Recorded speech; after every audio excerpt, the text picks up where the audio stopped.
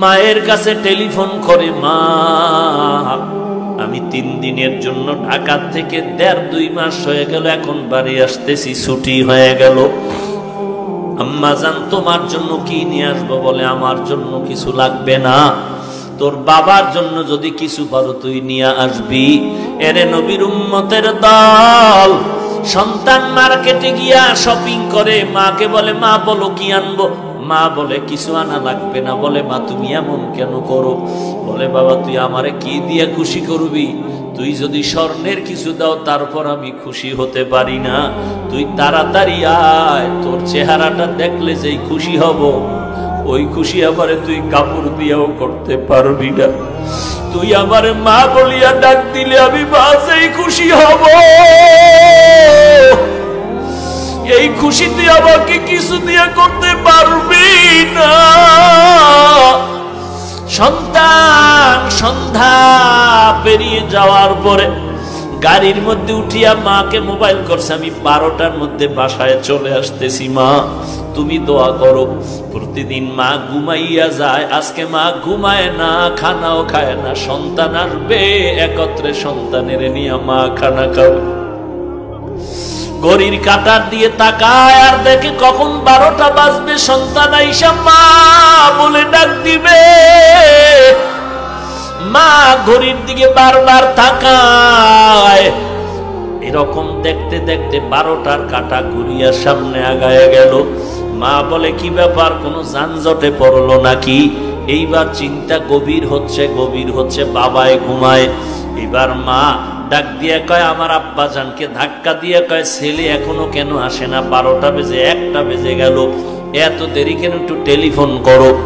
বাবারে উঠায় দিল। আব্বাজান টেলিফোন করে সন্তানের মোবাইলে, রিং হচ্ছে, কোনো রিসিভ হয় না, কেটে যায়, বারবার কেটে যায়, বারবার কেটে যায়।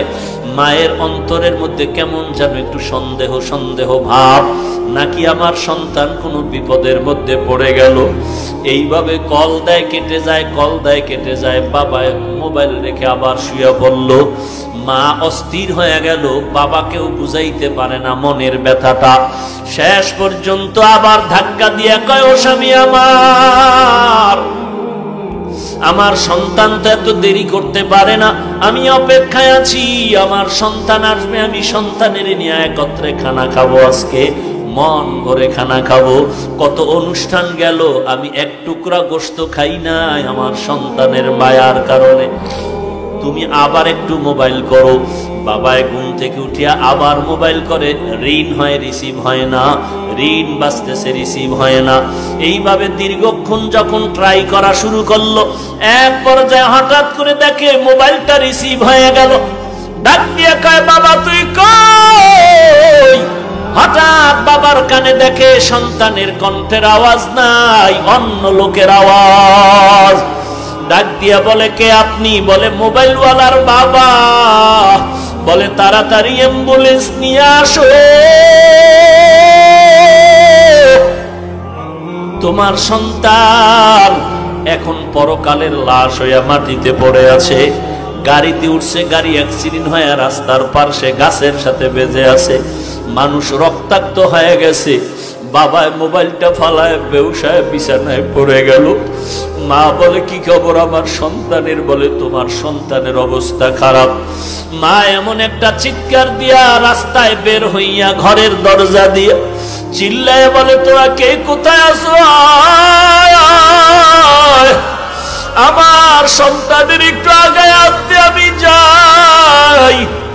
বাবা আমার মাকে সান্ত্বনা দিয়ে ঘরে আটকাইয়া অনেক মহিলাকে বসায় বলে, এখানে ধরে রাখো। বাবায় তাড়াতাড়ি টেলিফোন করে অ্যাম্বুলেন্স নিয়ে লাশ নিয়ে যখন রওনা, বাড়ির দরওয়াজা দিয়া যখন ওই বাঁশি বাজাইয়া ঢুকে, মা পাগলনির মতো দৌড়ায় আর বলে, তাড়াতাড়ি ডালা খুলে দাও, আমার সন্তান কেমন আছে একটু দেখতে চাই। মা এবার সন্তানের চুমু খায় বলে, মা বাবা তুই এই বাজার নিয়ে আমার কাছে আসার কি সংবাদ দিয়েছিলি? আমি তো আর খানা খাইতে পারলাম না রে বাবা, তোর জন্য খানা খাই নাই। আজ আমার কলিজায় তুই এমন আঘাত দিয়ে গেলি রে সন্তান, ওই মা ওই যে সন্তান করে করে করে করে কান্না করে করে এমন পাগল হয়ে গেল, দুনিয়ার কোন ডাক্তার আজ পর্যন্ত ওই মাকে ভালো করতে পারলো না। ওয়াবিল ওয়ালিদাইনি ইহসানা, মা বাবার সাথে ইহসান করো হে সন্তান। ব্যবহারের লাইনে ইহসান।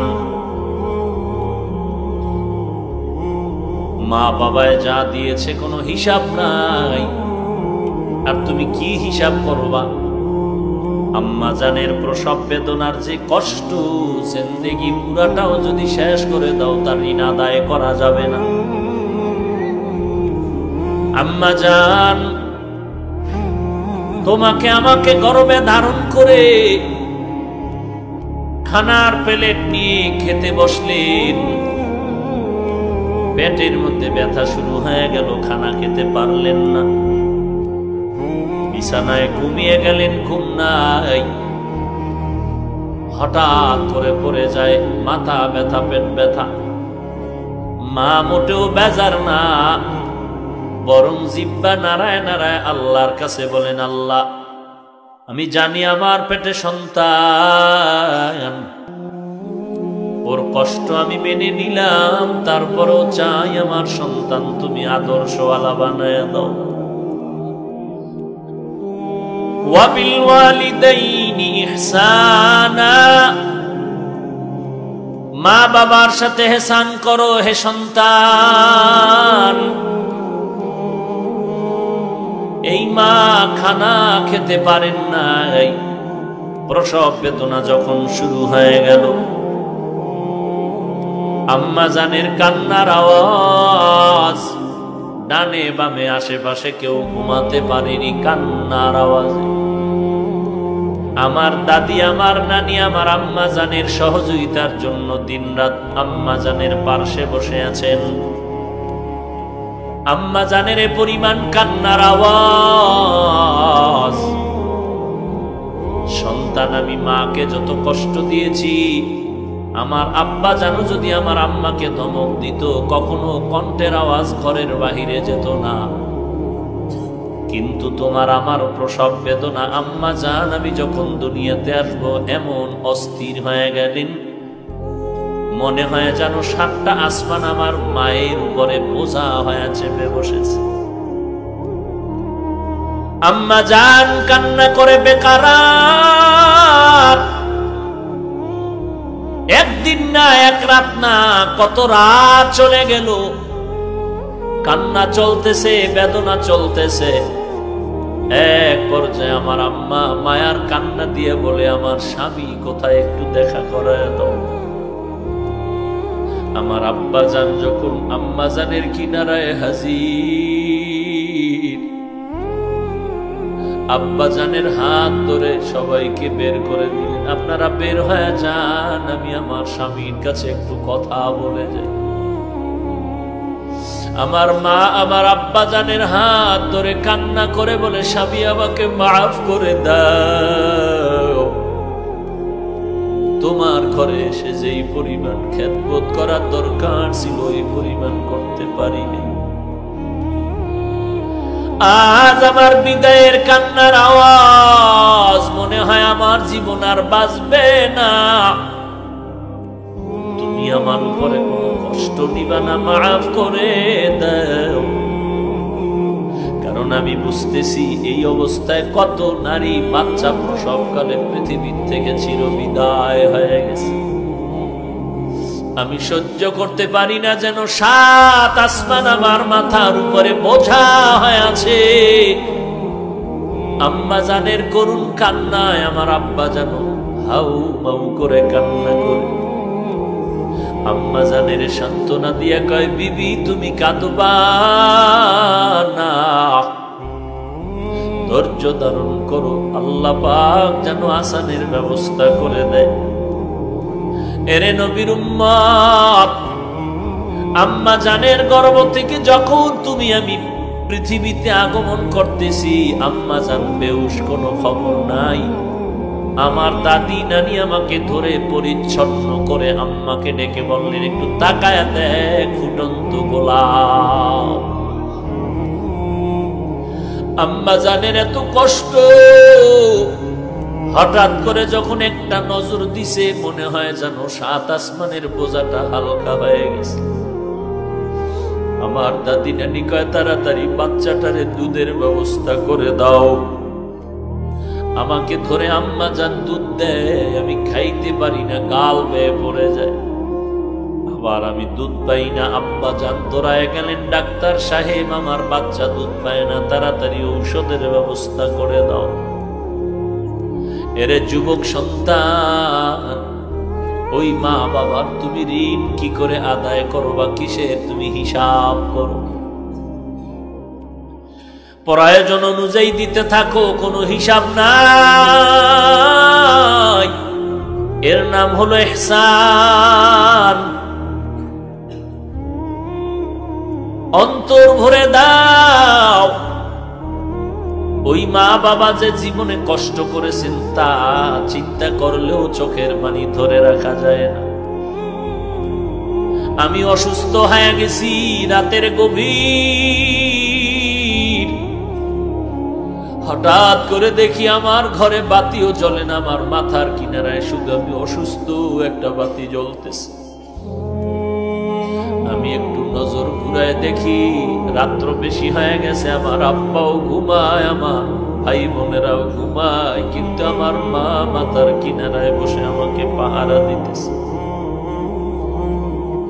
আমার মাকে বললাম, মা বাবায় ঘুমায় গেল, তুমি কেন ঘুমাও না? মা চোখের পানি ছেড়ে বলে, রে সন্তান, আমি যদি ঘুমায় পড়ি, তুই যদি অসুস্থ অবস্থায় মা বলে ডাক দাও, আর আমি যদি জবাব দিতে না পারি, তোর থেকে আমি মা কষ্ট পাবো অনেক বেশি। আমি যতবার চেষ্টা করি ঘুমের জন্য, চোখে ঘুম আসে না। আমি তোকে পাহারা দেওয়ার জন্য রাত কাটায় দিতেছি, তুই আরামে একটু ঘুমা। এরে নবীর উম্মতের দল, এখানে এমন আল্লাহর বান্দারা বসে আছেন, অনেকের মা নাই, অনেকের বাবাও নাই। ওই অন্ধকার কবর থেকে দোয়ার অপেক্ষা আছে, কখন তুমি অন্তর ভরে দুফোঁটা চোখের পানি ছেড়ে মায়ের জন্য দোয়া করো বা বাবার জন্য দোয়া করো। তুমি যখন মেট্রিক পরীক্ষা দিতেছিলা, তোমার কি জানা আছে মা রাতের বেলা ঘুমায় নাই? তুমি যখন দাখিল পরীক্ষা দিতেছিলা, তুমি কলেজে পড়ো, পরীক্ষা, মা রাতের বেলা যায় নামাজ বিছাইয়া তোমার জন্য কলিজা ভরে দোয়া করেছে, আর বলেছেন, আল্লাহ আমার ছেলেটার আমি ডাক্তার বানাতে চাই, ইঞ্জিনিয়ার বানাতে চাই, তুমি আমার ছেলেটার পরীক্ষায় কামিয়াবি দান করে দাও। তুমি দুনিয়াতে ধনী হও, যাই হও না কেন, যারা সম্মানের চেয়ারে বসে আছো, মা বাবার দোয়া ছাড়া তুমি এই সম্মানের চেয়ারে বসতে পারো নাই।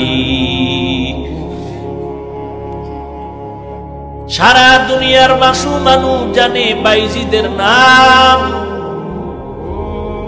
যে একটি গ্লাস পানির খেদমত করে মায়ের দোয়ায় বাইজিদ গোটা দুনিয়াতে দামি হয়ে গেল।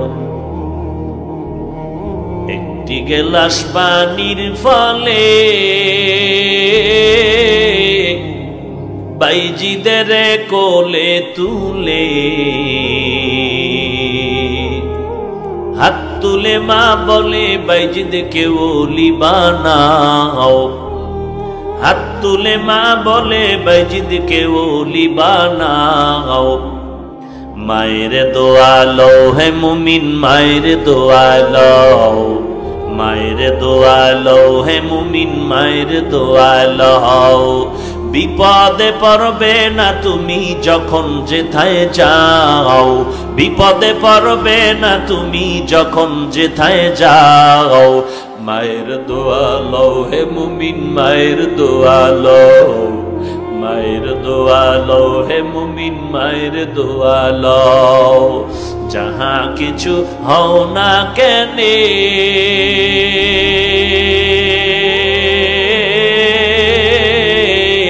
কিছুই না মায়ের দোয়া বিনে। বাস্তবে না বুঝে মনে কইরো না যে ফাও, বাস্তবে না বুঝে মনে করো না যে ফাও। মায়ের দোয়া লও হে মুমিন, মায়ের দোয়া লও। মায়ের দোয়া লও হে মুমিন, মায়ের দোয়া লও। বিপদে পড়বে না তুমি যখন যেথায় যাও, বিপদে পড়বে না তুমি যখন যেথায় যাও।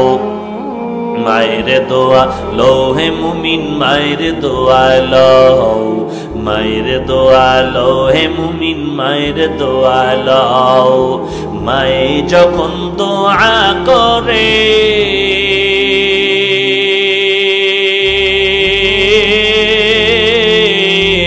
চলে যায় ওই আরশ পরে। মায়ে যখন দোয়া করে চলে যায় ওই আরশ পর। তুমি যখন যেথায় যাও, মায়ের দোয়া লও হে মুমিন, মায়ের দোয়া লও। মায়ের দোয়া লও হে মুমিন, মায়ের দোয়া লও। যার কারণে বাইজিদেরই নাম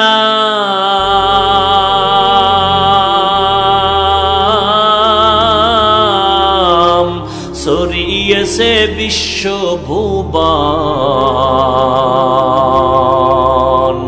ছোট্ট শিশু বাইজিদেরই মতো সবাই হাও, ছোট্ট শিশু বাইজিদেরই মতো সবাই হাও।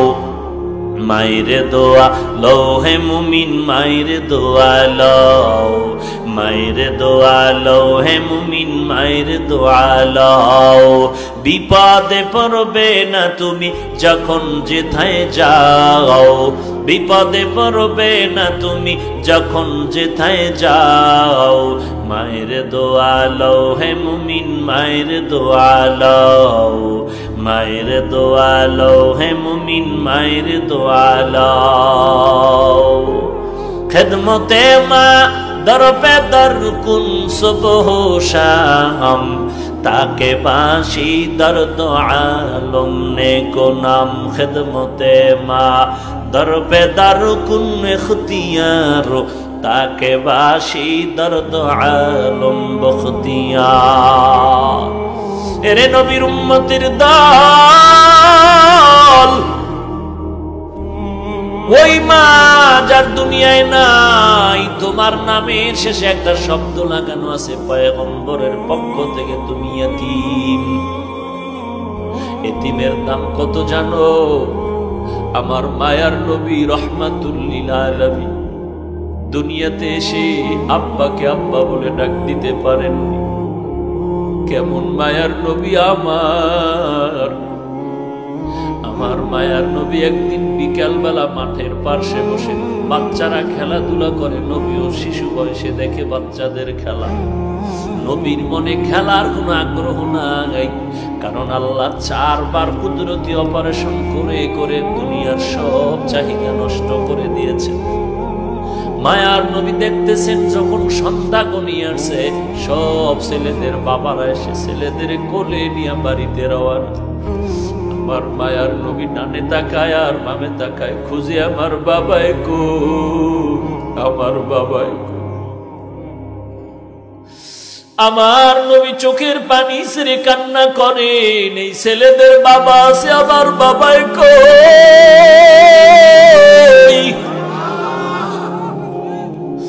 আম্মা জান আমেনা ঘর থেকে সন্ধ্যা হয়ে গেল, কই আবার সন্তান? ঘরের দরওয়াজা খুলে বের হইয়া লোকদের দেখে বলেন, দেখো বাবা, আমার সন্তান মুহাম্মদের তোমরা দেখছো নাকি? বলে, মুহাম্মদকে ভালো করে চিনি না। তবে একটা ছোট্ট বাচ্চা দেখছি রাস্তার কিনারায় আব্বা আব্বা বলে কান্না করতেছে। মা আমেনা দৌড়াইয়া চলে গেলেন, মায়ার নবীর শিশু নবীর কোলের মধ্যে জড়ায় নিলেন। মায়ার নবী মায়ের কোলে জড়ায় বলে, আম্মু বলো আমার বাবাই কই? আমি সব ছেলেদের দেখলাম বাবায় কোলে নিয়ে আদর করে, বলো আমার বাবারে তো আমি দেখতে পারলাম না। আমেনা চোখের পানি ছেড়ে কয়, রে সন্তান, তুমি দুনিয়াতে আসার আগে তোমার বাবা ব্যবসা করতে গিয়া আর বাড়িতে ফেরত আসতে পারে নাই। মায়ার নবী বলেন, আম্মা আমার বাবার কবরটাকে একটু দেখাইবা, আমি বাবার কবরের কাছে একটু সালাম দিতেছে। মা আমেনা দৌড়ায় চলে গেলেন দাদার কাছে। আপনার নাতি তার বাবার কবর দেখতে চায়। দাদায় অনুমতি দিয়া বলে, দাসী উম্মে আয়মান আর আমেনা সহ রওনা হয়ে যাও, দেখাইয়া নিয়ে আসো। ঘোড়ার পিঠে বা উটের পিঠে তিনজন লোক রওনা হয়ে গেল, নবী বাবার কবর দেখবেন। যাইতে যাইতে বাবার কবরের কিনারায় গিয়া মা আমেনা ডাক দিয়া কয়, সন্তান ওই গাছের নিচে তোর বাবার কবর। মায়ার নবী একটু লাফ দিয়া পড়িয়া বাবার কবরের কিনারায় চোখের পানি ছেড়ে কান্না শুরু করলেন।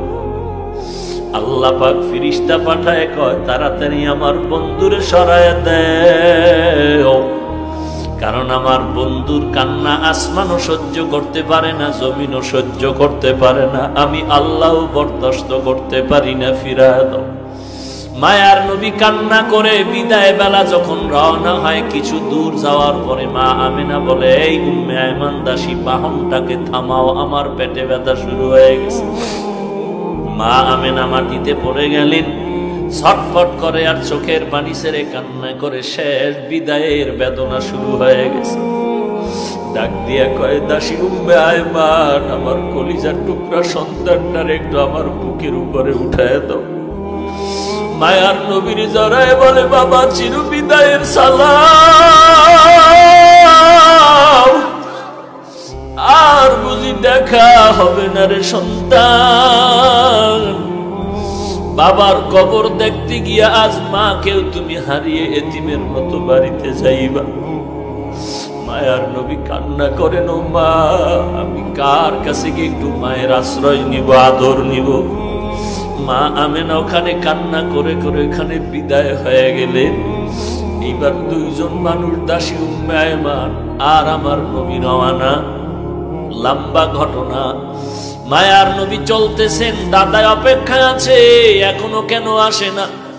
হঠাৎ নজর করে দেখে বাহনের উপরে তিনজন লোক ছিল, একজন দেখা যায় না, ব্যাপারটা কি? কাছে আইসা নবী দাদার গলা জড়ায় ডাক দিয়া কয়, দাদা বাবারে দেখতে গিয়া মা হারায় চির এতিম হয়ে গেল। দাদার গলা জড়ায় কয়, আমি আর কাকে মা বলে ডাক দিব রে দাদা? এর যুবক এতিম নবীর উম্মত, এই জায়গায় কত এতিম ছেলে আছো, মা নাই বাবাও নাই, ওই মায়ের চেহারাটাও কি মনে পড়ে না রে সন্তান? ওই মাকে কত কষ্ট দিয়া চোখের পানি ফালাইছো, ওই মায়ের কলিজায় যারা আঘাত করেছো, চোখের পানি ছাড়ি আমার মাওলার কাছে তওবা কর। আমার মাওলা যদি ক্ষমা না করে তোর উপায় নাই। আল্লাহর নবী এতিমদের জন্য কত দয়ার নবী আমার। মায়ার নবী ঘর থেকে বের হয়ে গেলেন, হঠাৎ রাস্তার কিনারায় দেখে বাচ্চারা খেলাধুলা করে। নবী দেখার পরে সামনে আগায় গেলেন, একটু দূরে গিয়ে দেখে একটা বাচ্চা রাস্তার কিনারায়, কোনো কাপড় নাই, ছোট বাচ্চা উলঙ্গ বসে আছে। নবী বললেন, বাবা তোমার বাড়ি কই? বলে আমার বাড়ি নাই। ঘর কই? বলে ঘর নাই। আব্বা আম্মা কই? বলে আব্বা নাই, আমি এতিম। মায়ার নবী তার হাতটা ধরে কয় চল। নবী বাচ্চাটার হাত ধরিয়া সোজা ঘরের মধ্যে চলে গেলেন। আম্মা জান আয়েশা রাদিয়াল্লাহু আনহাকে বলেন, আয়েশা, এই বাচ্চাটা আমাদের সন্তান মনে করে এরে সুন্দর করে গোসল করায় দাও। আম্মা জান আয়েশা বাচ্চাটারে গোসল করায় দিলেন। মায়ার নবী একটা বড় চাদর নিয়ে দুইটা টুকরা করে বাচ্চাটারে সুন্দর করে পড়ায় দিলেন। এইবার নবী বলে, চলো বাবা, নামাজ আদায় করতে চলো মসজিদে নববী। বাচ্চা যখন সামনে হাঁটতেছে, নবীজি ঘর থেকে বের হয়ে কয়, দাঁড়াও, তুমি হাঁটবা না, দাঁড়াও। বাচ্চা দাঁড়ায় গেল। মায়ার নবী বসে গেলেন আর বলেন, বাবা, আমিও মা হারা বাবা হারা এতিম, তুমিও চূড়ান্ত মা বাবা হারা এতিম। আমি আজকে তোমার একটু খেদমত করতে চাই, তোমার কদমটা মাটিতে দিও না, তুমি আমার কাঁধের উপর উঠে বসো। আমি তোমারে কাঁধে করে আজ মসজিদে নিয়ে যাই, আর কিয়ামত পর্যন্ত দুনিয়ার মানুষের এই বয়ান দিতে থাকবো যে মায়ার নবী এতিমের কত দরদি হয়েছিলেন। বাচ্চা বলে, না, আমি কাঁধের মধ্যে উঠবো না। নবী বলেন, উঠো। শেষ পর্যন্ত বাচ্চাটারে কাঁধের মধ্যে নিয়া মায়ার নবী এবার মসজিদের দিকে রওয়ানা। এইবার ওই যে খেলাধুলা করতেছিল বাচ্চারা, ওরা যখন দেখলো ওই বাচ্চাটা রহমাতুল্লিল আলামিনের বরকতি কাঁধের উপরে, বাচ্চাগুলো আফসোস করে যে আজ ওর কপাল কত ভালো, আমি যদি এই মোবারক বরকত দিতে পারতাম আমার কপাল কত ভালো হতো।